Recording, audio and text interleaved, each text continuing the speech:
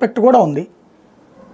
తాజాగా వినబడుతున్న లెక్క ఏంటంటే పార్లమెంట్కి అయితే నెలకి ₹1,00,00,000 అట, ఎన్నాళ్ళు కాలపరిమితి వదులుకుంటే అంత. మండలికైతే ఉన్నంత కాలం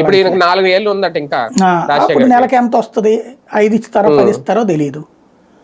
బల్క్ అమౌంట్ గాను వస్తుంది, ఒకవేళ డబ్బులకైతే లేదు ఏదో పదవి గురించి అయితే ఏదో ఒప్పందం చేసుకుని ఉంటారు కదా.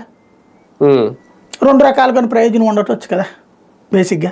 ఇంకోటి అక్కడ కమ్మ సామాజిక వర్గానికి సంబంధించినటువంటి వాళ్ళందరినీ కూడా వాళ్ళ ఇళ్లలో కూడా ప్రెషర్ చేస్తున్నప్పుడు శ్రీకృష్ణదేవరాయలు ఎందుకు వెళ్ళిపోయాడు? కొడాలని మీద ఎంత ప్రెషర్ జరిగింది, వల్లభనేని వంశీ మీద ఎంత ప్రెషర్ జరిగింది.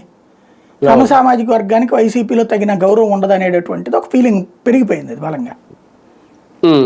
అందులో మరి రాజశేఖర్కి వచ్చేటప్పటికి అక్కడ ఏం చేయలేరు, ఎందుకంటే తనకు ఒకసారి ఛాన్స్ ఇచ్చారు 2014 ఓడిపోయాడు. 19లో ఛాన్స్ ఇచ్చారు, 19లో ఇవ్వలేదు ఛాన్స్, విడుదల రజనీ చేసి దానికి బదులుగానే ఎమ్మెల్సీ ఇచ్చారు. ఆయన అనేది ఏంటి, అప్పుడు ఎమ్మెల్సీ ఇచ్చి మంత్రిని చేస్తానన్నారు నన్ను అనేటటువంటి. కరెక్టే, ఇప్పుడు తెలుగుదేశం కూడా చాలా మందికి ఇస్తానని చెప్పి చేయలేదు కదా, మరి పోవట్లేదే.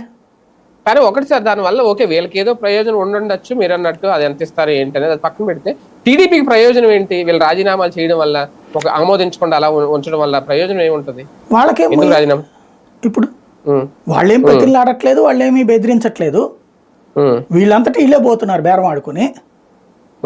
మేము మీ పార్టీ సార్ అంటున్నారు.